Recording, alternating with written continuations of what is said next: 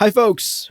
Welcome back to another bonus episode of Science Fiction Book Club. My name is Abu, and as always, I'm joined by... Oopsa. Hello. Folks, we are here to talk about Murderbot once again. We've been doing this for the past couple of weeks, every single Friday when a new episode drops. Turns out, today is Friday, and a new episode has dropped. That's right. We are here to talk about episode 7 of Murderbot Season 1. Quick spoiler warning before we dive right in. The expectation is that you have caught up with the show. You've watched up through episode 7 of the TV show before you listen today. And we have covered the first 2 novellas of the Murderbot series on this podcast. So those are free game as well. We might be making some book comparisons throughout our conversation today. Mm-hmm. Okay, so with that out of the way, let me give us a quick recap and refresher on what took place in episode 7, and then we'll chat about it. So episode 7 opens up with a flashback scene. We are a month before the Preservation Ox crew landed on this planet, and the crew's at dinner. They're playing kind of an adorable game. Sweet and bitter. Yeah. They have to say something sweet about a colleague and then something bitter about a colleague, but it always ends with, we can talk about this. We can talk about this. This is where we actually get some excellent backstory for Garothin. Yeah. Right. We learn that Garothin was once in a past life a spy for the Corporation Rim. Yeah. But, was disillusioned with what the Corporation Rim was doing and joined the Preservation Ox crew instead, thanks to Mensa. That's right. And that gives us finally some insight into his relationship with Mensa and why he adores her so much. Mm-hmm. In the present day, we jump back into the present day. Leebeebee, if you'll recall, was murked in the last episode by Murderbot. Yeah. And so everyone is very nervous around Murderbot. Yeah. Murderbot is annoyed that they're tiptoeing around it when everyone's in danger and we gotta move. Yes. Pack your shit, get in the hopper, we gotta go. Or you're all gonna die. You're all gonna die. I mean, I won't kill you. But death is on the horizon. horizon. Death is all around us. Let's go. That's right. So they get in the hopper, they go to an isolated facility. There's many disagreements among the group about whether or not to trust Murderbot. Garothin, who is not feeling well because he's got that injury from Leebeebee in his knee, definitely doesn't trust Murderbot. Mm-hmm. Mensa is a little warmer to the idea. Rati kind of has this like bro-y relationship building with Murderbot and really wants to be friends with it. Yeah. So the group is split on how much we can actually trust the bot that just blew Leebeebee's face off. Mm-hmm. Once they land the hopper, Murderbot goes out to check the perimeter as it wants to do. And here we see that Murderbot is also struggling with whether or not it should care about this crew and how much effort it should put into actually protecting them. Right. At one point, it even fantasizes about just giving up. Yeah. Why don't I just stand here in the forest, watch my cereals until my battery runs out? Yeah. Would that be a more peaceful existence than stressing over these idiots who keep trying to put themselves in harm's way? Right. Ultimately, Murderbot goes back and Rati straight up confronts it. Mm-hmm. Rati is like, yo, Mr. Bot, Mr. Murder, are you going to murder us? And Murderbot's like, no, I'm not going to murder you. Yeah. Before things can continue, suddenly the crew is attacked by a sandworm, 2 sandworms, in fact, and they run into the hopper and hide and witness sandworm lovemaking happening. It's sexy. It's hot. It's natural. They're animals. This is what they do. They make love on top of the hopper and leave some eggs behind, their little children behind. Suddenly, though, an evil sec unit, similar to the one from earlier in the season, attacks them. Yeah. A surprise attack here. A fight ensues. I really liked the fight choreography in this as well, actually. Yeah. All of the crew actually do their best to jump in and help, and Murderbot has to keep pushing them out of the way. They're all utterly ineffective. They're actually making it harder for Murderbot to fight. Yeah. But they do their best, They're a rambunctious crew. Uh-huh. Ultimately, though, the evil sec unit pisses off Mama Worm by shooting some of the eggs. And so the worm comes in, destroys the evil sec unit, and saves the day, takes its eggs away. Eats the sec unit's head, I believe, and spits it out. Spits it out, indeed. We definitely get a decapitated head at the end of this episode. And the episode actually ends when Garothin continues to get more and more ill, and the crew decides, we gotta, no matter how dangerous it is, we have to go back to the habitat. We need the med bay, otherwise Garothan's going to die. So that's where episode 7 ends. What did you think? Yeah, this was such a fun episode. Yeah. Obviously starting out at Port Free Commerce, just a month prior to their arrival on the planet. We get some excellent world building there. We get to really see what the Prezox crew is like in their kind of natural habitat.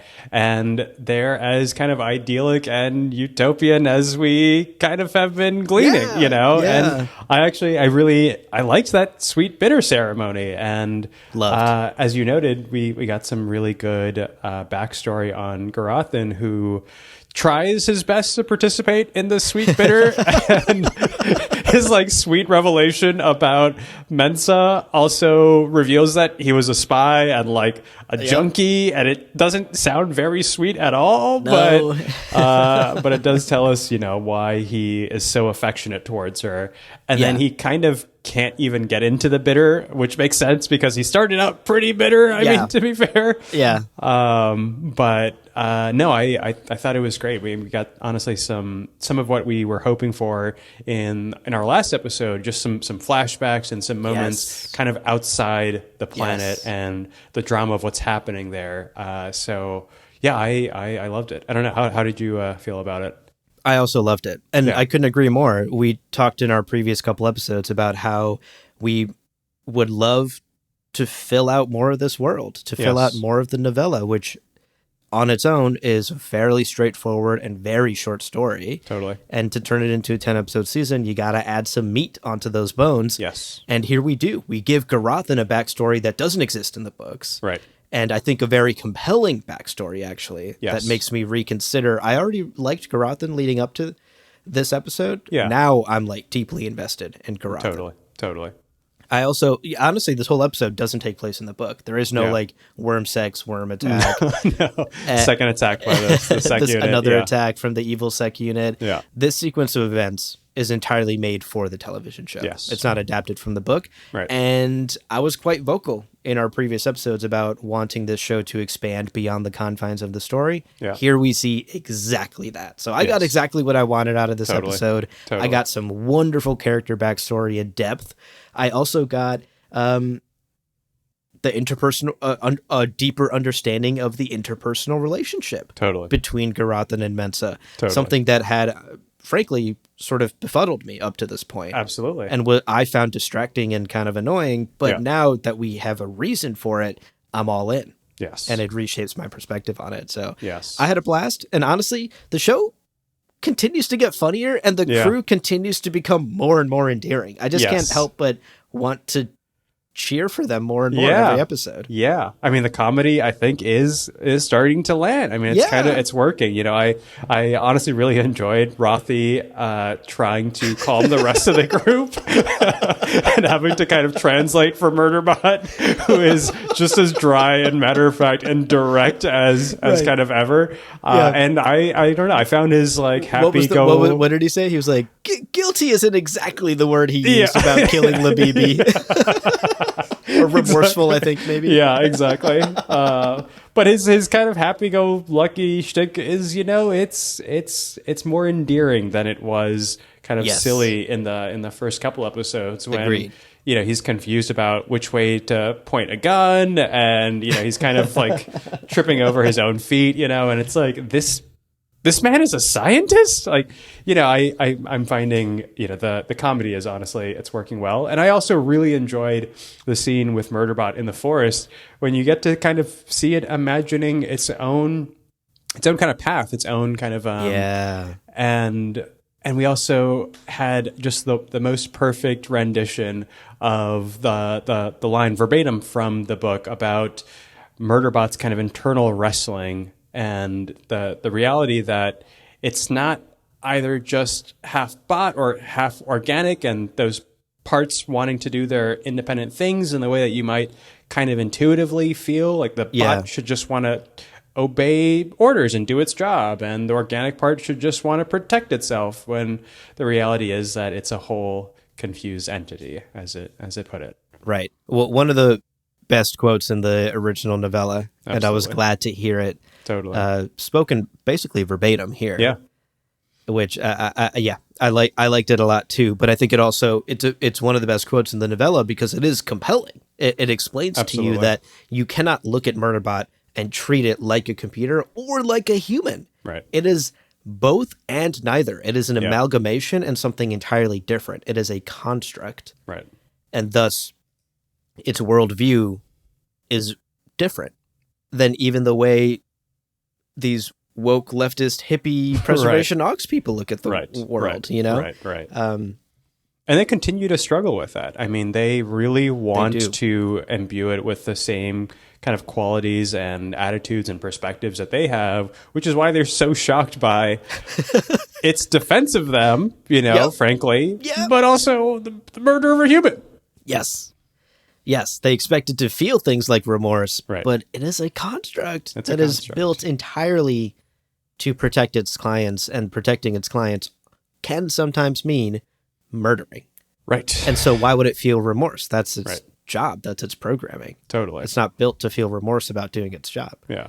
So yeah, the Preservation Ox crew is certainly having a difficult time trying to transplant human emotions and human thoughts onto a construct. Right. Whereas other clients in Murderbot's past do the exact opposite. They think of it as nothing but a hunk of metal that does whatever they tell it to. Right. Inventory.